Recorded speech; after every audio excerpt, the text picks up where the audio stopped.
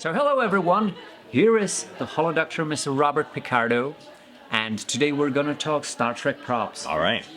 So, you've probably held so many props in your life. Yes. In fact, in the Voyager pilot, when my character was first activated, I think the first laugh I get is I ask Harry Kim for a tricorder, and he hands me just a regular tricorder, and I say very sternly, "Medical tricorder," and then he hands me a medical one. So I know I learned right then the difference. As an actor, I had to learn the difference between a regular tricorder, which does not have the additional sensor in the back that you take out. Because in a medical tricorder, you have to scan with the sensor and read the data in the tricorder. Whereas a regular tricorder, the sensor is built in, apparently. This is Star Trek, wisdom that I didn't know yet. It had to be explained to me in the moment because it was not only my first activation as an EMH, it was my first day shooting as an actor. So all of this had to be made clear. I'll just check if I turn on the sound. Yeah, it's okay. So that actually answers my question because I brought two of these props that you're probably very familiar with. Exactly. This is a quite a good replica, except it makes that annoying sound of a Star Trek tricorder. You can see, that it's supposedly we're reading data here. And if it were a regular tricorder and I was on a planet's surface, I would just be going like that and scanning, taking in all of the data of the environment and reading it on here. But if it's a medical tricorder, there would be an inset in the back so that the sensor device would fit in here. And we would take it out like that, open it up, and then I would scan you and go, oh, apparently you have absolutely no brain whatsoever. According to my scans here, you can see that you have nothing. You have a vacuum between your ears. Oh, wait a minute. Now I'm seeing it's a very small brain indeed. That kind of thing. Yeah. I was just kidding. I'm not picking on him in particular. I'm just Yeah. trying to sound like my character. So this looks quite like the sensor from a medical tricorder in the Next Generation. I can't speak authoritatively for Deep Space Nine, what Dr. Bashir would use. And this was from the first maybe 2 seasons of Voyager. Then this got much smaller, this device. Yeah, the sensor got a good deal smaller. The tricorder and the medical tricorder remained roughly the same, but the device that scanned got smaller. So this would have been early Voyager, this. And a question that you probably get so many times, but I had to ask it, is did you keep any props? Not props. They were very careful. They took the props right out of our hands at the end of every scene, certainly when we were near the end of shooting, because they have great value on the resale market. I don't know who sold them. I don't know if it was the studio or the prop department themselves. I did get my communicator badge from my last day of shooting, but it disappeared. I no longer have it. I got some set pieces when the show that most of them went for charity auction for the Pediatric AIDS Foundation, for the State Theater of California, which is the Pasadena Playhouse, and for other charities. So I really have nothing. Certainly don't have any original props at all. And I'm not just saying that so Paramount doesn't send, someone to my house, but I really don't have them. That's really unfortunate because I saw that Kate Mulgrew, she kept the uniform from the last season, I think, the future one. Mm-hmm. So you didn't keep any uniform or anything? Not uniform. I got a pair of boots. They gave me a pair of boots, but they're gone now. But that was it. My only wardrobe pieces that I recall are the communicator, the boots. Actually, and I don't know where it is, but there was one episode where I had a smoking jacket on Voyager. It was, I think, called Author, and the doctor has written a book. And in the episode, he appears in a smoking jacket speaking to the person who is playing the holonovel. Yeah. And I do believe that they gave me that piece of wardrobe. And the reason they did is I asked for it because I said, from my last TV series before Voyager, a Vietnam drama called China Beach, I had a smoking jacket because my character, who was a medical doctor, just like Voyager, was appearing in a show to entertain the troops. They were doing My Fair Lady, so he was playing Henry Higgins. So they made me a smoking jacket. So I said to them, I have a smoking jacket from my last show. May I have my smoking jacket from Voyager? And they gave it to me.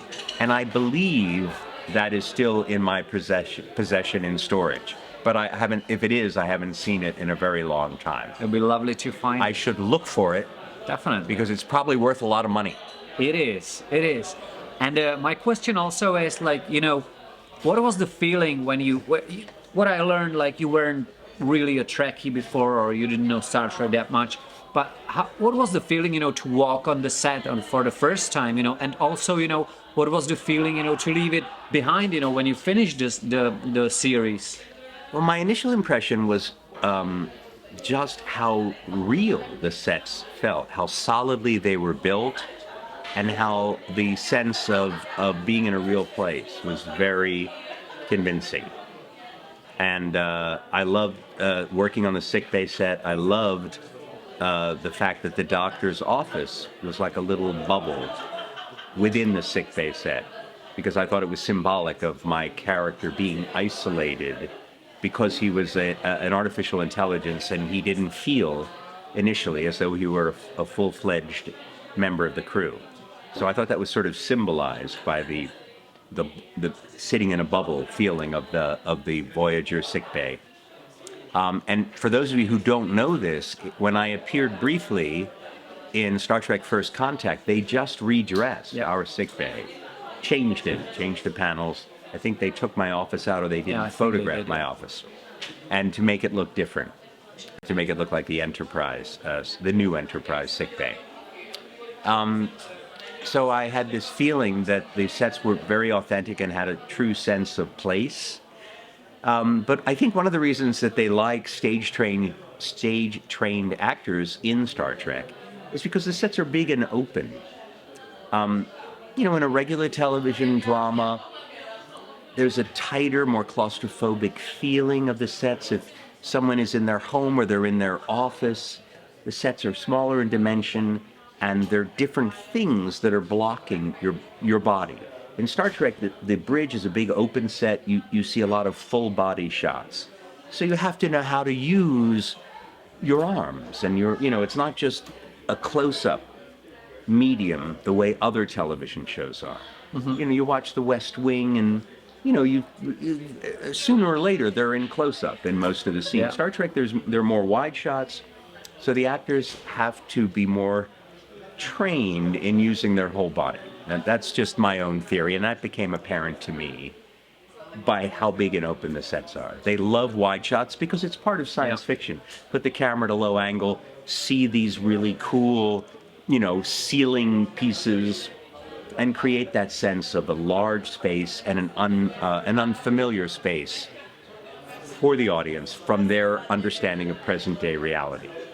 And for example, if you were using a new prop, did the prop master came and show you how to do it, and who was that maybe? And if you would share something. We called the new props the Blinkies of the week, or the new Blinky. So they would hand me the prop and they would show me where the secret button was to make it flash, or what it did, or whether there were two buttons that did two different things. So yes, I got a little lesson, but all it did really was blink. It never made any sound because they would add the sound in post-production. That's why this tricorder, if any sounds that were made. I will let you in on one other piece of advice. The sound department loved me because I never made noise with the props while I was speaking, because they don't like that. In Star Trek, they want a clean voice track. They never want to hear. So I would never close a tricorder while I was speaking. I would always do it between words, like this. All right. Captain, my scans show that wait a minute, let me check that. Yes, my scans show that, and I would always make the noise of the prop or putting it down on the table, I would always do it between words. Now, it was not quite that artificial. I would say, well, I will have to analyze the data further, Captain, because so if you make the sound in between the words, they could cut it out, or they could, what they normally do is they would make a new sound that was smaller. They would not use that sound at all. So the prop department, I got a lot of respect for the fact, because some of the other actors would do it while they were talking, and that always messed. And it's mostly because Star Trek is dubbed into so many different languages. Yeah, that's true. That they wanted a clean voice track without any other sound elements from the scene, so that each one could be in a different layer. So they could just take the voice track out, replace it with the voice of whatever that country was. If they wanted to dub it into Czech, then they still had all the other elements in the soundtrack, even though when you took the voice out, you would still hear the sounds of it going down the table. You just wouldn't hear the voice. It's my really most precious replica. I'm sorry. It's all right. You know, I can say Holodoctor broke it. It's fine. I've broken it, and that makes it more valuable if I've broken it, because I'm set used. Yeah, that's true. One really fast last question, because I really understood in the last few days when I got to know you that you really have a really deep knowledge of the episodes and everything about Star Trek. Like, I really think that you remember stuff. So, what was your most favorite episode or set that you visited?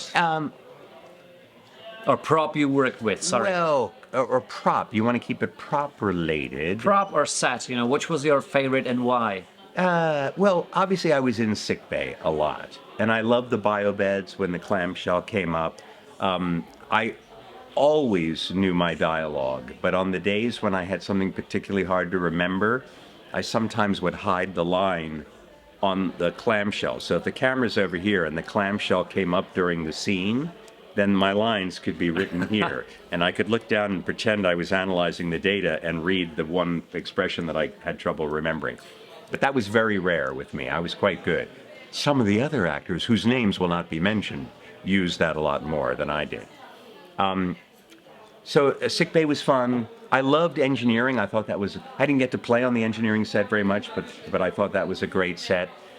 And I have to say, if I had to pick one episode of all time that was my favorite, it would probably Tinker, Tenor, Doctor, Spy, in which the Doctor changes his programming so he can daydream, and then he can't stop fantasizing.